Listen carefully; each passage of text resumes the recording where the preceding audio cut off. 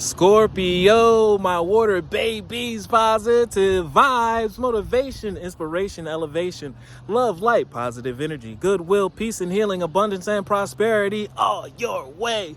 Please like, share, comment, and subscribe if this page has been a blessing to you. Check out my LinkTree. Link is in the bio. You know I have some special treats there for you.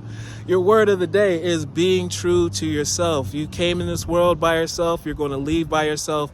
Be true to your originality. Build that puzzle that is uniquely of your life. Stop trying to fit into the world's puzzle. Be in this world, not of this world. Leave your mark, your footprint, your fingerprint, your identity, because no one is like you. And we all need you. I need you to be your original self and bring to this world what it does not have. And it's in your head.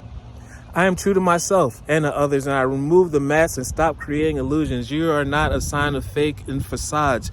You're about facts and bringing in logic, and your magical sign. I have confidence in who I am, and I reveal the good that's in me. I do not need to hide or prove anything. I replace shame with power, love, and with truth. Love one another. Be kind to one another. Love yourself. I love you too.